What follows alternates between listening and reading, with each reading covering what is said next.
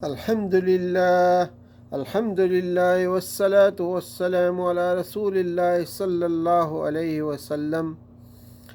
فجر کی اذان، اقامت اور وضو کے بارے میں یا وضو کے بعد کی جو دعائیں ہیں اس کے بارے میں بات کرتے ہیں انشاءاللہ۔ رب اشرح لی صدری ویسر لی امری واحلل عقدۃ من لسانی یفقہوا قولی۔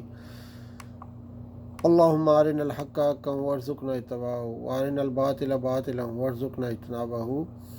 فجر کی اذان میں حی علی الفلاح کے بعد 2 مرتبہ یہ الفاظ کہے جاتے ہیں، الصلاۃ خیر من النوم، الصلاۃ خیر من النوم۔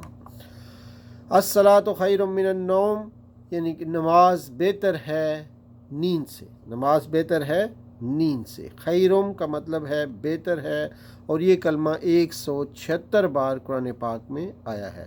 نوم کا مطلب ہوتا ہے نیند، نوم کا کلمہ 3 بار قرآن پاک میں آیا ہوا ہے۔ نیند موت کے برابر ہے، یہ ہمیں دیکھنا ہوگا، نیند موت کے برابر ہے۔ اور نماز اصلی زندگی ہے، نماز اللہ کی پکار ہے اور نیند ہمارے نفس کی پکار ہے۔ نیند جسم کے لیے راحت ہے اور نماز روح کے لیے راحت ہے۔ نیند جسم کے لیے راحت ہے، مگر یاد رہے کہ صبح فجر کے وقت کا سونا جسم کے لیے راحت نہیں ہے بلکہ نقصان دہ ہے۔ اکثر دل اور دماغ پر بیماری کا حملہ صبح کے وقت ہی ہوتا ہے۔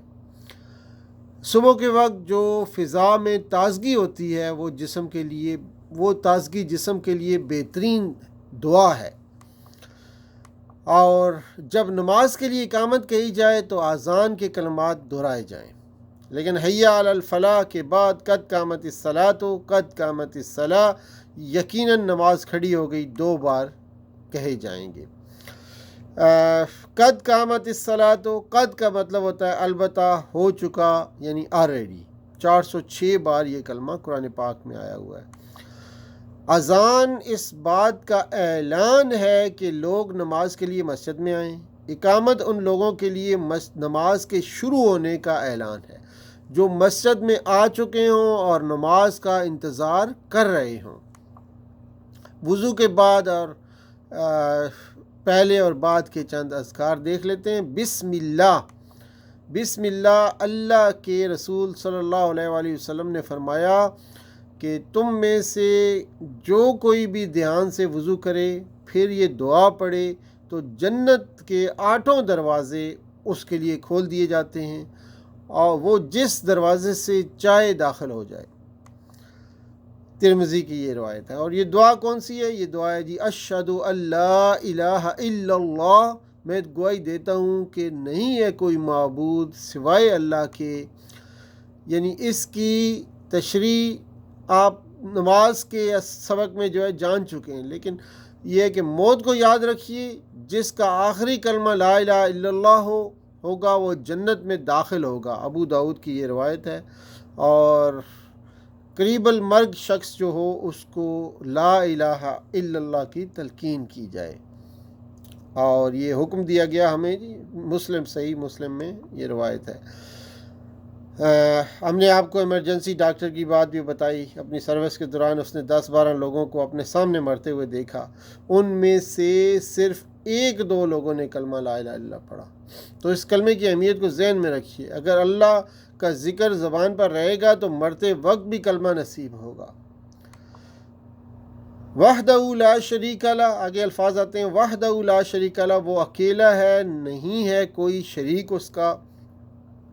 وحدہ، وہ اکیلا ہے۔ واحد، احد، توحید، یہ الفاظ سے ہم واقف ہیں۔ لا شریکہ، لا نہیں ہے، شریکہ کوئی شریک، لا شریکہ نہیں ہے کوئی شریک۔ شریک واحد اور شرکاء اس کی جمع ہوتا ہے۔ شرکاء 40 بار شریک اور شرکاء کا لفظ قرآن پاک میں آیا ہے۔ شریک حصہ دار، پارٹنر کو کہتے ہیں شریک، شرکاء، شرک، مشرک، یہ سارے جو ہے ایک جیسے الفاظ۔ لہو، اس کا یعنی اس کے لیے، لہو اس کا، اس کے لیے۔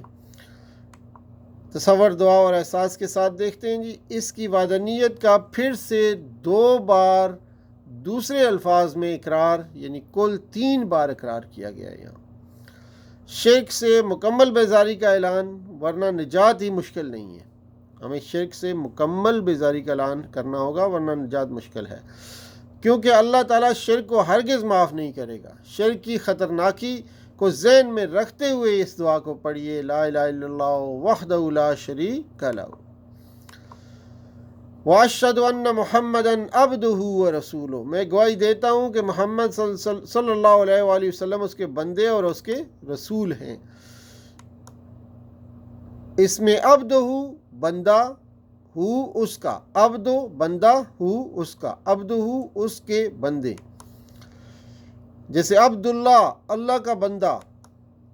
عبد واحد ہے اور اس کی جمع ہے عباد۔ عبد کی جمع کیا ہے؟ عباد۔ 125 بار عبد اور عباد کے کلمات قرآن پاک میں آئے ہوئے ہیں۔ رسولہ اس کے رسول۔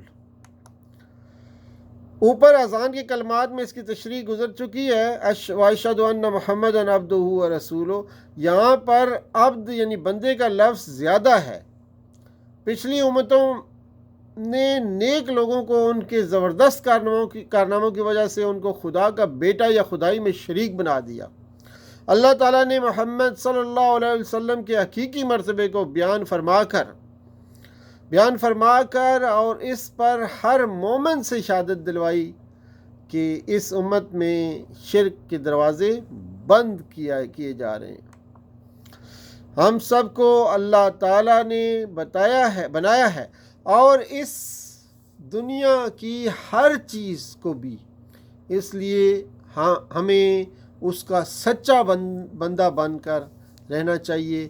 محمد صلی اللہ علیہ وآلہ وسلم اللہ کے سب سے بہترین عبد یعنی بہترین بندے ہیں، اور وہ ہمارے لیے اسوہ حسنہ یعنی بہترین نمونہ ہے۔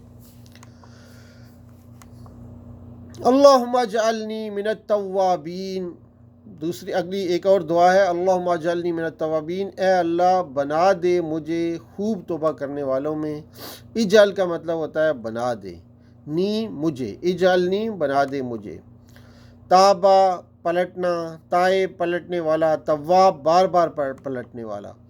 وجعلنی من المتطہرین، اور بنا دے مجھے پاک صاف رہنے والوں میں سے۔ اللہم اجعلنی من التوابین، انسان بار بار غلطیاں کرتا ہے، نہیں کرنے کے کام کرتا ہے یا کرنے کے کام صحیح طور پر نہیں کرتا، اس لیے شدید ضرورت ہے کہ وہ بار بار توبہ کرے۔ توبہ کی شرائط یہ ہیں کہ انسان غلط کام کرنے سے رک جائے، غلطی پر شرمندگی ہو، آئندہ نہ کرنے کا ارادہ کرے، اور جن کا حق مارا ہے ان کا حق لوٹا دے، یہ اس کی شرائط ہے۔ وجعلنی من المتطہرین، یعنی پاکی سے مراد لباس اور مکان کی پاکی، عقیدے اور خیالات کی پاکی، بلکہ ہر قسم کی پاکی نصیب کر، یہ ہم اللہ تعالیٰ سے مانگ رہے ہیں۔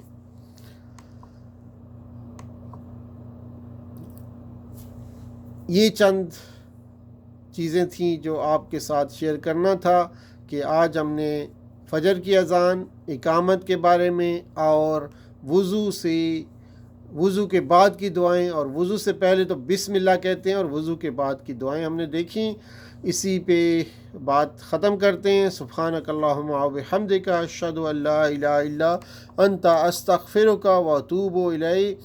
اللہ تعالیٰ سے دعا ہے کہ اللہ وہ ہمیں قرآن پڑھنے، سمجھنے، غور کرنے، عمل کرنے، پھیلانے اور یاد کرنے کی توفیق عطا فرمائے۔ والسلام علیکم ورحمۃ اللہ وبرکاتہ۔